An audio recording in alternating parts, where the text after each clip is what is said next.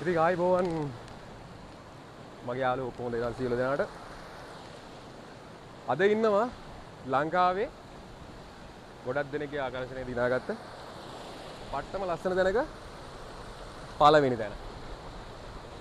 ලංකාවේ ගොඩක් කටි වීඩියෝ කරන්නේ මුල ඉඳලා අගට. අද මම දෙන්නම් උඩ ඉඳලා පල්ලෙහාට වීඩියෝ එකක්. මේ ඇවිල්ලා වැල්ලවාඩි කිලෝමීටර් 14ක් කොස්ලන්ත පාරේ උඩට තියෙන කොස්ලන්ත ඉඳලා කිලෝමීටර් 24ක් පල්ලෙහායින් තියෙන දිය ගැලුම ඇල්ල. එහෙම නැත්නම් දියලුම. දිය කොමලියේ පටන් ගැම්ම. මේක ප්‍රතිපෝෂණය වෙන්නේ පුණාගල ඔයෙන්.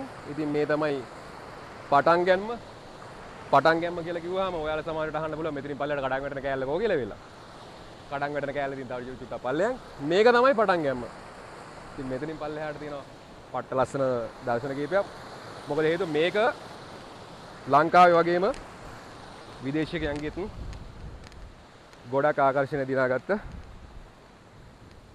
ලංකාවේ දෙවෙනි තැනට උසින් තියෙන දිය ඇල්ල.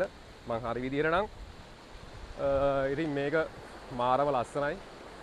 පල්ලෙහාට තියෙන ලස්සන දර්ශන කීපයක් විශේෂයෙන්ම පෙන්වන්න ඕනේ. මෙතන ඇත්තට මේ වතුර මාර පැහැදිලි. යට බලන්න තරම් පැහැදිලි. එතකොට හිතා ගන්න අදත් ඉන්නවා ගොඩාක් කට්ටිය ඇවිල්ලා මෙතන ගොඩක් කට්ටිය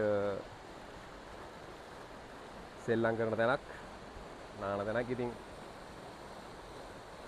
කතා කරන්න ගොඩක් දේවල් තියෙනවා. අපි පල්ලෙහාට යන ගමන් ඉතින් විස්තර ටිකක් කතා කරගෙන යමු.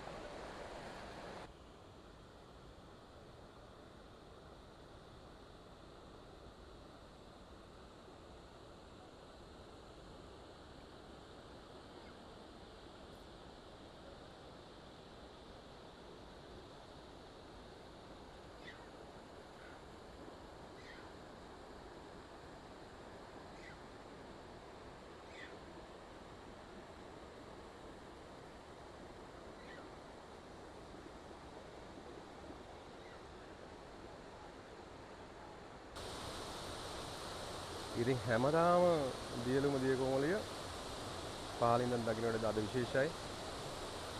අනිවාර්යෙන් එන්න උඩහට ඇවිල්ලා බලන්න. කොටස් කීපයක් තියෙන ඉතින් මාර ලස්සනයි. විශේෂයෙන් කියන්න ඕනේ මේ තැන්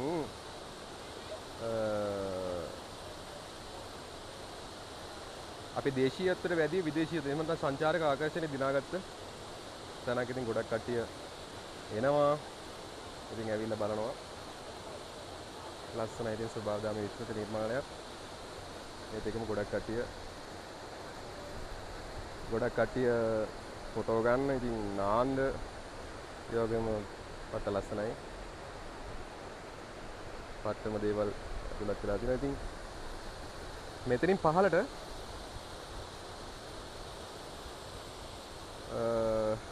ඉතින් කෙටි දිය ඇලි කීපයක් තියෙනවා. ඉතින් මේක නේද පල්ලෙහා ඉන්න මට්ටමින් මම ඔයාලට පෙන්නන්නම්. ඒක ගොඩක් ලස්සනට තියෙයි. කතා කරන්න ඕන මාතෘකා කීපයක් තියෙනවා. ඉතින් මේ තමයි දියලුම දිය ඇල්ලේ උඩින් ඉඳන් පල්ලෙහාට ගමන් මාර්ගය. ඉතින් මෙතනට එන දේශීය වගේම විදේශීය සංචාරකින් හල් අපේ ලංකාවේ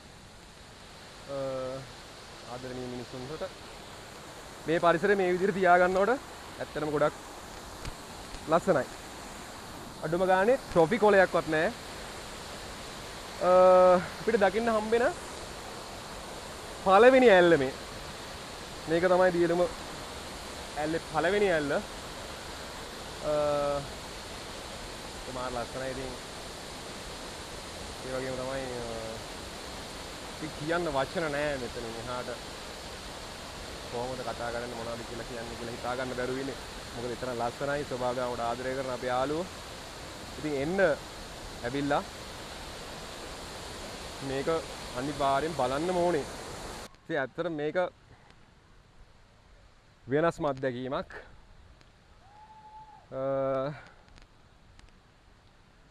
මේකේ තියෙනවා පොඩි වාසි ටිකක්. ඉතින් ලංකාවේ කොල්ලන්ට කෙල්ලන්ට නම් ඉතින් ආදරය කරන්න ලස්සන තැන් තියෙනවා. මේ කලාපයට මද්ද්‍රව්‍ය අරන් එන්න බෑ. හැබැයි ලංකාවේ අපේ උන් නොබී ඉන්නෙත් නෑ අනිවාර්යෙන්. බොනවමයි. ඒ වුණාට කමක් නෑ ඉතින්. ඇත්තටම හරි ලස්සනයි. ටොෆි කොලයක්වත් දාලා ගිහිල්ලා නෑ. මේ තියෙන්නේ බලු පළවෙනි දියැල මෙන්න මෙතනින් තියෙන දෙවෙනි එක.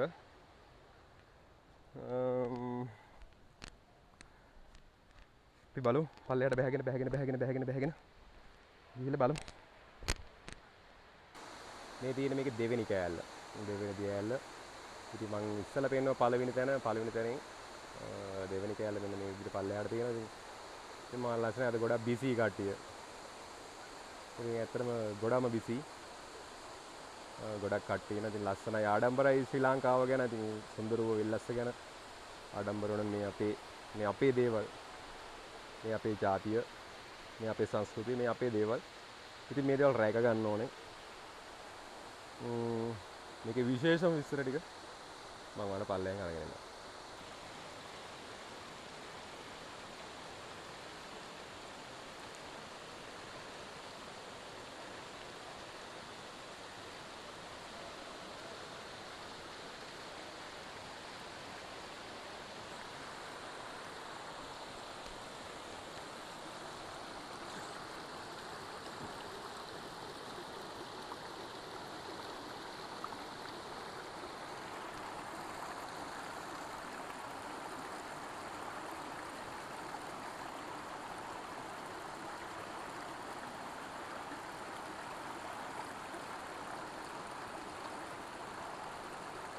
ඉතින් ඔයාලා උඩ ඉඳන් පහළට දැකපු හැම දෙයකම ඉතින් ඔන්න අවසානයට ඇවිල්ලා තියෙනවා මීටර 220ක් මීටර 220ක් 21ක් දල වශයෙන් උස සුන්දර දියලුම දිය කොමලේ ඔන්න ඔය විදිහට තමයි කඩා හැලෙන්නේ. ඉතින් මම මිරිස් පුංචි වෙලාවට කලින් කතා කරේ මෙන්න මෙතන මෙන්න මේ හරිය උඩ මුදුනේ මේ දා. ඉතින් ලස්සනයි මේක මාරව ලස්සනයි ඉතින් මේ හවස් වෙලාව. ඉතින් මෙන්න මෙතනින් මේ පැත්තට මේ තියෙන්නේ බැල්ලවායට. ඉතින් මේ පැත්ත මේ විදිහට තියෙනවා සුන්දර බෙරගල හපුතලේ. ඉතින් තවත් දවසක මේ වගේ ආදරණීය ස්ථානයක් ඔයාලා ඉස්සරහට අරගෙන එන බලාපොරොත්තුෙන් අදට සමුගන්නවා හාඩ් ගැලරි. ඉතින් මතක් කරලා මගේ channel එක subscribe කරන්න. ඒ වගේම bell icon එකත් click කරලා තියාගන්න. තවත් මේ වගේම ආදරණීය වීඩියෝ එකකින් හමු වෙනකන් ගිහිල්ලා එනම් ඔයාලට ජය වේවා.